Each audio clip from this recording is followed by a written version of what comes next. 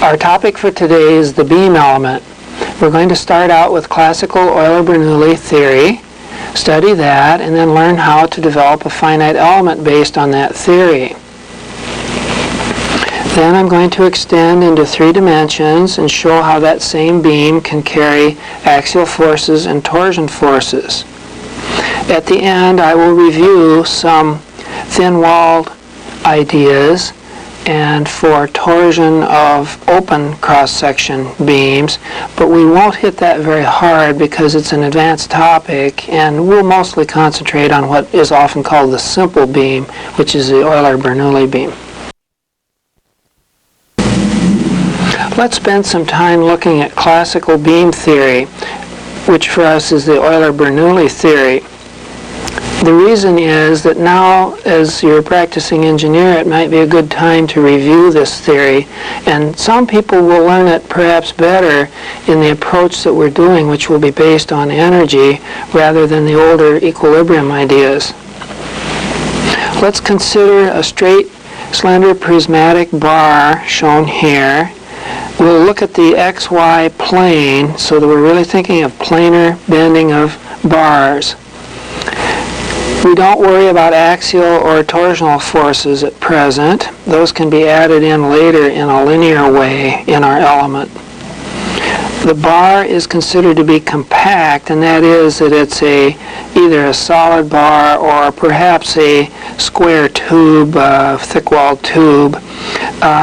Then the plane sections arguments that we're going to make will be most accurate. Let's list some of the approximations that are made in the Euler-Bernoulli beam theory. First of all, we'll require linear elastic material, and then we will restrict ourselves to infinitesimal deflections and slopes.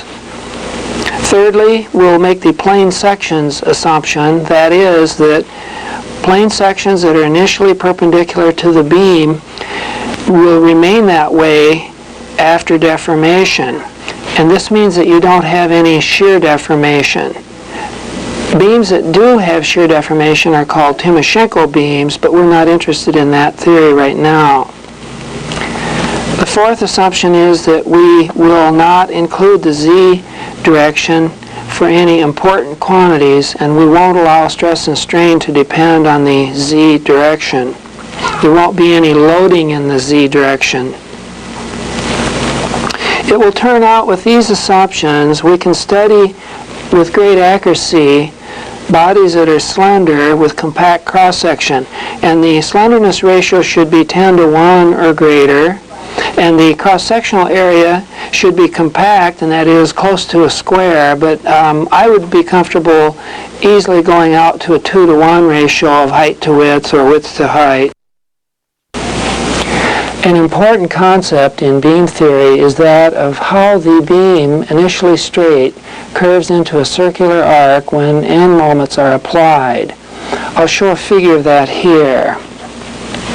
This is a segment of a beam that was initially straight. The curvature has been exaggerated so that we can show the center of the radius of curvature above. Now, the section that we're looking at carefully with the bottom length here and the top length here was originally a rectangular piece of material, which I'll sketch off to the side. And there was initially a width L0 which would have held at any elevation. After deformation, that width still holds unextended at the so-called neutral axis, which is the same as the elastic axis or the centroidal axis for this simple beam theory. And then what we might want to do is consider the strain involved in the axial direction at some arbitrary distance above the neutral axis. Let's say we measure at a distance y here, and we want this length L of y. Fortunately, both of those arc lengths are described by a common angle delta theta. And so if we want to calculate the strain, we can use the formula where we take the change in length over the initial length. Now there's a different radius of curvature for this length L of y, and it is r minus y. And therefore we can calculate the arc lengths involved. The L of y is this one, whereas the reference length is this, and then the reference length appears in the denominator. There's a lot of cancellation, fortunately. The delta thetas cancel out. The radius then in the numerator cancels out, and you're left with this simple formula that the strain is minus y over the radius of curvature. So this is the strain curvature relation that is so important to us. The radius of curvature that we've just discussed is possibly the most important parameter in the entire beam bending problem, but it's not directly measurable. So we'd like to relate that to the lateral deflection of the beam elastic axis, and I do that here. We'll measure the position of such a curve in the upward direction by the symbol V. And in differential geometry, they've shown this formula. Looks rather horrible, actually, where you can relate the curvature, which is 1 over the radius of curvature, to the second derivative of V, and then a modifying factor below. Now, if we restrict ourselves to small slopes, so rather than the figure I show above, we instead restrict to this figure shown below, then we can make the approximation that the dv dx term squared is much, much smaller than 1, and we can neglect that. When that happens, the 3/2 power acts only on 1, and so that disappears too, and you just get that the curvature of a slender bar being put under moments is the second derivative of the lateral deflection v with respect to x squared. Now earlier we had shown that strain was minus y over r, so now we can replace that with minus y d squared v dx squared, and this is something quite measurable. So we now concentrate our attention on the lateral deflection of the elastic axis of the bar element. At the outset, we have quite a few variables in the beam problem. Our first simplification is to assume that not much happens in the z direction, and in fact we will turn this into a plane stress problem lying in the xy plane. Let's look at a cross-section and see if we can argue some of these stress assumptions at the start. I'm looking at the cross-section of what was originally a rectangular cross-section, and then through the action of end moments has distorted somewhat, and I've exaggerated the displacements to turn this into a trapezoid. There's no loading in the z direction, and so it's rather easy to say that the stress sigma z will be 0, not only on those two free surfaces, but throughout the body. And there will likewise be no shearing forces, tau yz, applied on these free surfaces. Neither will there be any loading on the upper surface in the shear. So the shears are pretty easy to set 0 also. So we have 2 of the 3. I'm also going to assume that sigma y is 0. Now, that may seem a paradox to some of you because the way that beams are loaded is by surface pressures on the body. But it will turn out that even if this were a loaded surface, that the load sigma y, or the traction on the surface, would be far less than the axial stress sigma x inside the body. So we're going to effectively neglect sigma y in favor of sigma x, and that turns out to be correct in retrospect. Now let's reduce our variable list further by making some geometric arguments. If we were to scribe some lines on the side of the beam, horizontal and vertical, in an orthogonal mesh, and then we put end moments on that curve the beam as shown, the plane sections argument means that these cross-sectional lines will still be perpendicular to the axis and will have right angles. But you see, that's exactly what you mean when you say that the shearing strain gamma xy is 0. So the plane sections argument is tantamount to saying that the beam locks up in shearing strain. Now it will carry shearing stress, but it is rigid in shearing strain due to the plane sections argument. Then if we look at the bottom of the beam, we can use symmetry arguments to say that those same plane sections cannot rotate with respect to each other. There shouldn't be any loading that would make them do that, nor geometric asymmetries in the beam. And so we get gamma zx is 0 also. That's two more quantities that we're setting to 0 and makes now a total of 5 variables that we're hoping will be 0 in our beam theory. Well, there's some method in the madness that we're doing here, and that is that we're trying to eliminate the terms that are going to enter into the energy statement for energy stored within the beam. We know what strain energy is. We know it comes from the various stress and strain components. If I write that out, here is the expression for strain energy density, which is the strain energy per unit volume. And it comes out to be always the product of a force-like thing and a displacement-like thing. So we have sigma x and epsilon x, and then 5 more such terms. But we have already set 3 of the stresses to be 0, and by geometric arguments 2 of the strains to be 0, and by so doing the only remaining strain energy term of any importance is that due to axial stress and axial strain. So the energy in the beam is really stored in this uniaxial manner, and a beam acts as a bundle of fibers that way.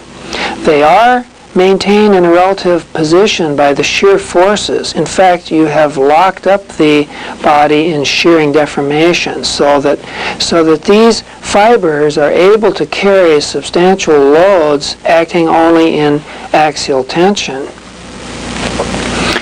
There's a story that one of the Indian chiefs back in the eastern Indian regions of the United States called his dwindling tribes together, and there were 7 associated tribes. They were being decimated by the influx of the white man and the loss of game and so on, and so he picked up a twig and broke it and said that one of us tribes acting alone snaps as easily as a twig. And then he grabbed 7 twigs and bound it with a grapevine and said, but if we all act together, then we will not break. And he showed how stiff a bundle of twigs that was. So you see, an Indian chief there may have been the first person to have come up with the real beam theory as a bundle of fibers. Or composite beams maybe, huh? Well, the bottom line is literally that the only stress-strain law that we're interested in is the axial stress related to the axial strain with Young's modulus as the coefficient relating them. So when we do the bookkeeping in a minute in our finite element, we will be very interested in this form of stress and strain. We've reviewed the classical theory, so now it's time to convert that to a finite element. We know that in terms of the Euler-Bernoulli beam, there's an underlying differential equation shown here. It's the 4th derivative of the lateral deflection. And if there are no intermediate loads in the interior of the body, then you get a 0 here. Normally that's reserved for a running load along the beam. Now we're going to consider a section of beam as if it were a single finite element. And we're going to need 4 degrees of freedom for the purposes that we mentioned earlier, namely to connect to the neighboring elements, to put information in and get information out, and then to provide the degrees of freedom for accuracy. We won't use an intermediate node in the interior of this single finite element. Very few of the commercial codes do. I think it's more likely that the user will use many elements rather than go to higher order elements here. There are various versions of beam elements in the different codes. Within the MSC Nastran code, for instance, they have what they call a beam element, which is really the more advanced element. Then they have a bar element, which is the simple Euler-Bernoulli theory. And so I think in every commercial code that you use, you must be aware of whether the element that's been developed is based on Euler-Bernoulli theory or Timoshenko theory, and then on up into higher order theories. But we'll be happy with this one. We need at least these 4 degrees of freedom at the nodes shown in our sketch, and that's adequate to carry out a consistent Euler-Bernoulli theory. Now we need to use those 4 nodal degrees of freedom and those 4 nodal forces to create a flow chart to show how we can map to the internal variables in the Euler-Bernoulli beam. As I typically do, on the right are the nodal coordinates, on the left are the nodal forces. Now in this case, force in general means either a force or a moment. These are force-like quantities. We have the internal stress field, the internal strain field, the internal displacement field. At this point, I've already taken the liberty of saying that the only important V deflection is that of the elastic axis. I'm showing here 4 generalized coordinates that we're going to define in a minute, and those will be needed to balance the 4 nodal coordinates when we use a displacement function approach.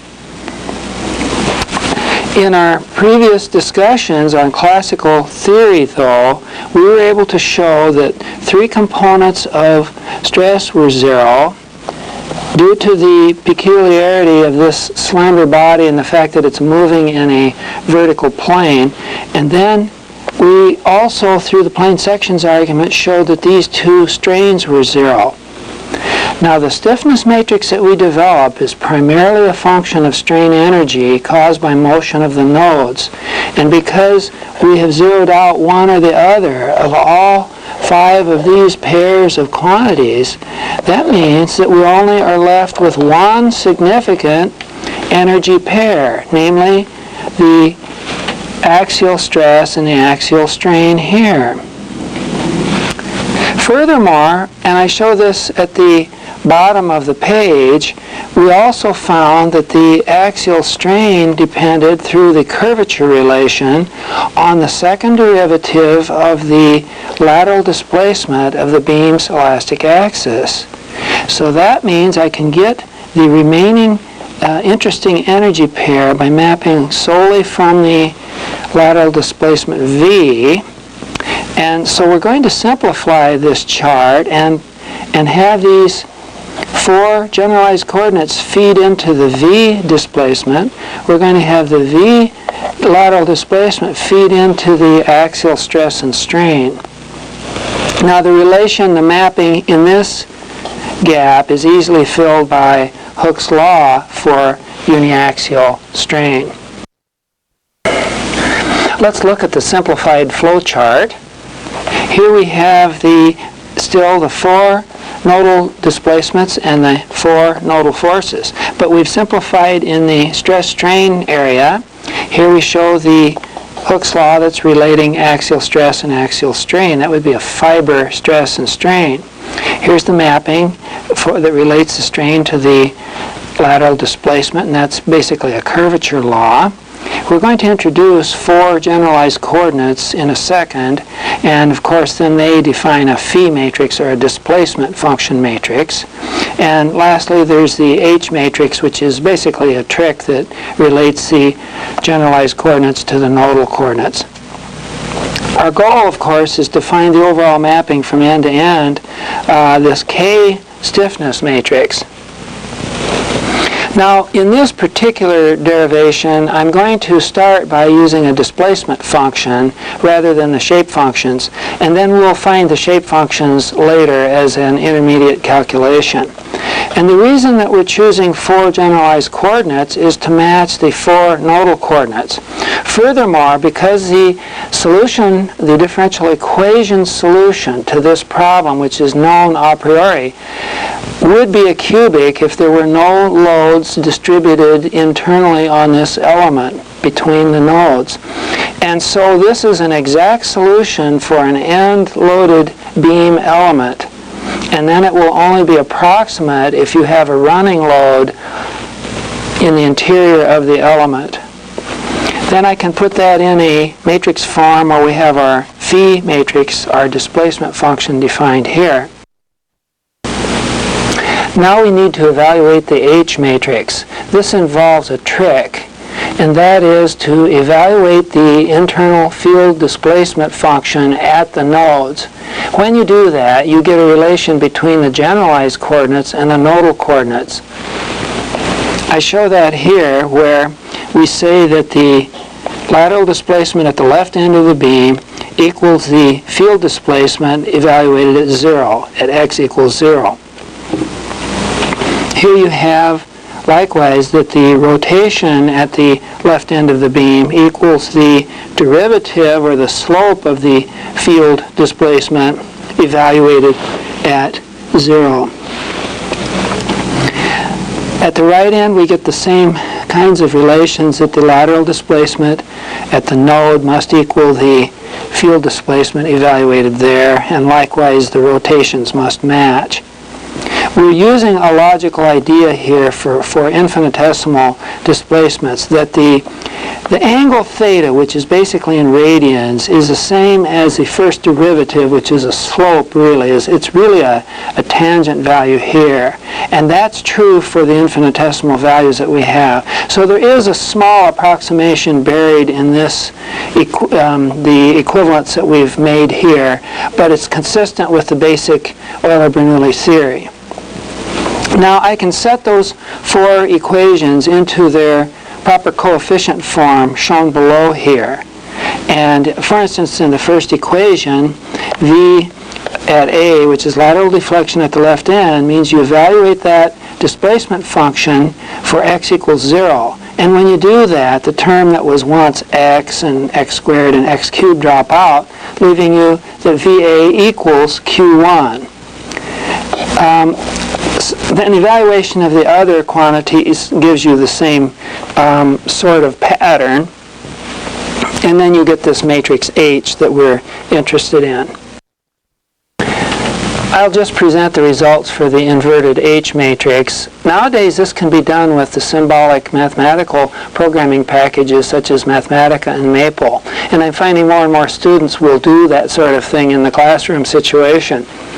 So here's the H matrix. Now the reason that that's useful is to show the mapping then from the nodal coordinates to the internal generalized coordinates.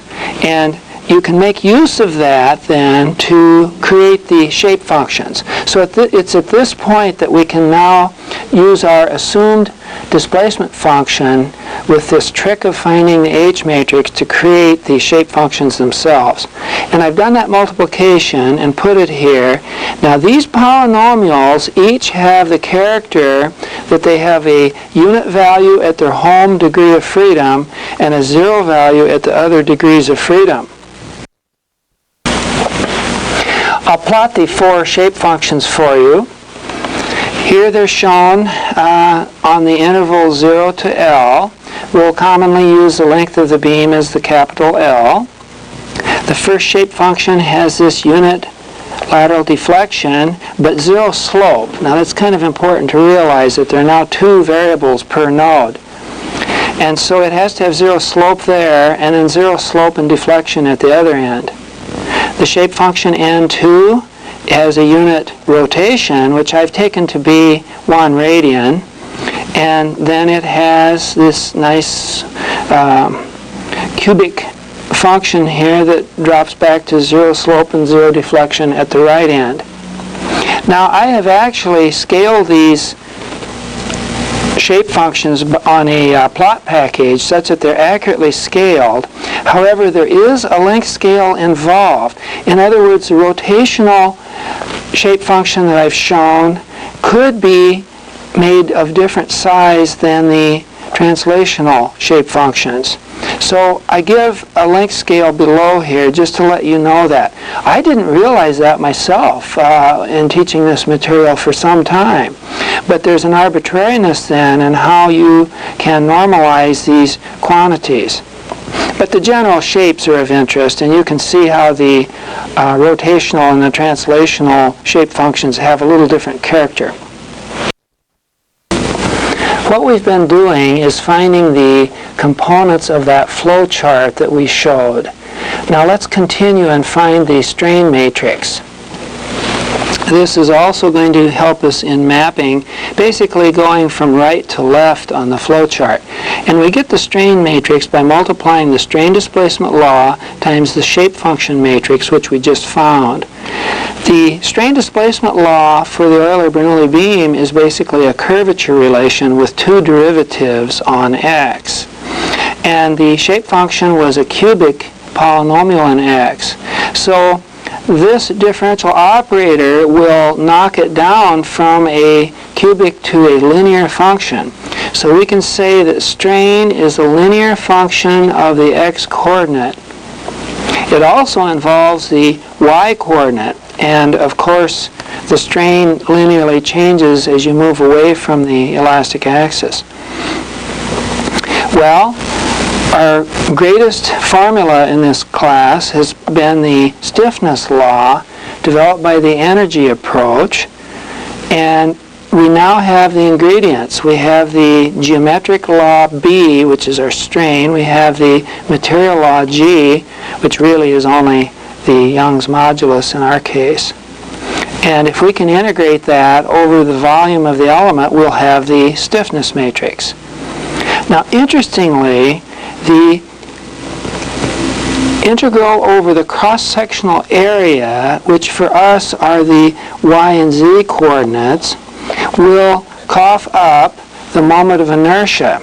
It comes about naturally because the strain matrix B is linear in the y coordinate. And so you end up with an integral of y squared dA over the cross-section of the beam. It comes about naturally because of our quest for finding the strain energy in the beam.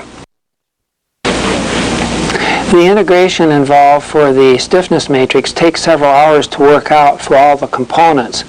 What I do sometimes in classroom situations, though, is to have the students develop just one term in the matrix. And then to my surprise, some of them have trouble deflating that calculation and not doing the unwanted sums, and they end up with almost the whole matrix anyway. But here's what it looks like. This is a 4x4 stiffness matrix. The terms are not dimensionally the same because you have coordinates that are not dimensionally the same. The lateral displacement and the rotation are dimensionally different. So you can see how the diagonal terms dealing with displacement have terms 12EI over L cubed, but the rotational components have a stiffness that varies as 1 over L rather than 1 over L cubed. And then the off-diagonal terms are in between. But that's all to be expected in structural problems. A second thing of interest for finite element people is the way to include distributed loads within an element's boundaries. For us, it would be line loads from node to node on the axis of the beam. And the only such loads that are kept track of are the lateral loads in the v direction. Now you might think, because there are nodal variables on rotation, that you also ought to have an equivalent nodal load for distributed moments along a beam. But I've never seen that, and I think the reason is that it's relatively difficult to apply a distributed moment along a beam's axis. And so that problem is pretty much pushed under the rug, and engineers don't seem to worry about it. It's only in the late evening when you're pondering over your notes and you realize, hey, you know, we had two variables at the nodes and only one variable in the interior. But what would keep you from making this a two-vector? And I think the only thing that keeps you from doing it is just the standard practice, that there are very few distributed moments in the world. More often there are concentrated moments, and if that were the case, then you would probably break your mesh from your beam model such that there would be a node appearing at the point where there was a concentrated moment. Now that could happen something as a large jet engine on an airplane where there was some startup or some torque applied, let's say, and maybe even some gyroscopic effects. So I imagine there are problems where there are concentrated moments routinely, and those are included in the commercial codes, but not distributed moments. And lastly then, this equivalent nodal load is embedded into the equilibrium law for your beam-like structure. And it adds in with the truly concentrated forces and moments. Let's look at a numerical example of a beam element. I'm going to treat the beam as a system by taking a single finite element Euler-Bernoulli beam and then put boundary conditions at the ends and loads on it. This is just the simplest system problem that a person could pose. And here it is. It's a finite element that's being simply supported at the two ends. In the linear theory that we're doing, such a simple support is adequate as shown. Many people would prefer to have rollers at one end to relieve any possible axial stress in the element, but our theory wouldn't create that anyway because it's an infinitesimal theory. So it's really not material whether you have two pins as shown or a pin with a roller support under it at one end. In our case, we're putting on 10 newtons per millimeter running line load here, which is a lateral load. And remember then that our answer will not be exact because the cubic that we're using for our displacement field would only be exact if this body were only end loaded.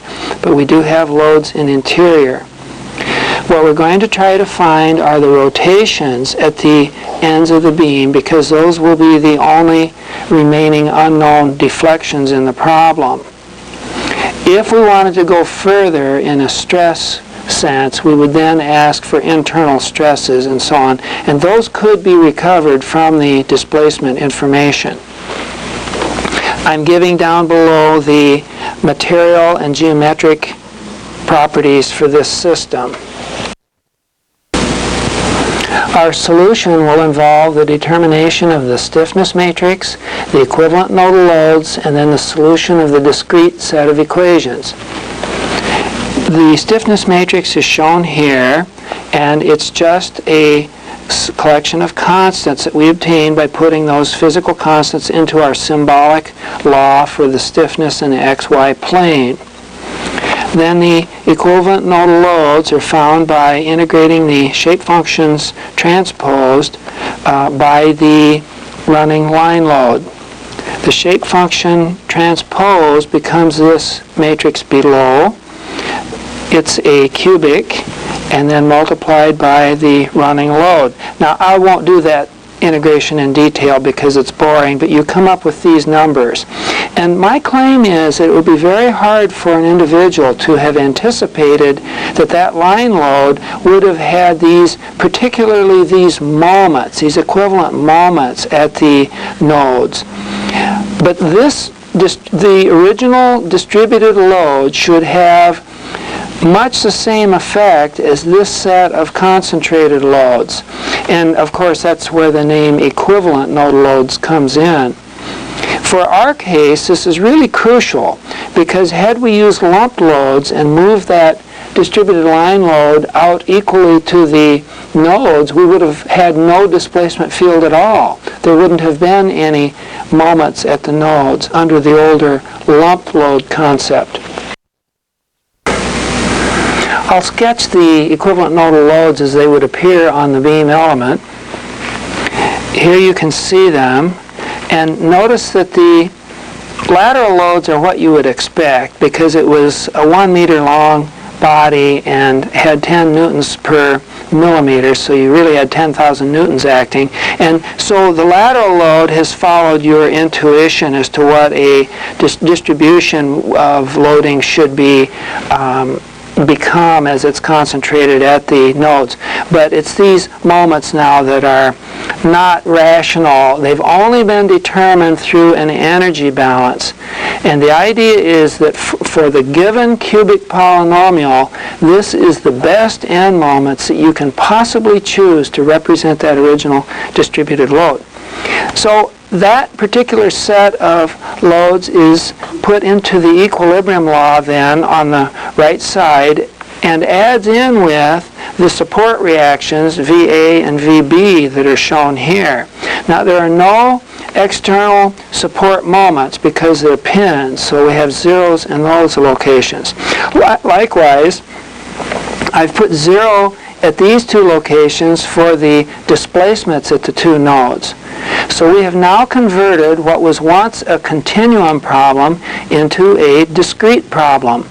But it is a mixed boundary value problem because we've given 2 of the displacements as knowns, and on the other hand, 2 of the force fields, namely the moments, are knowns.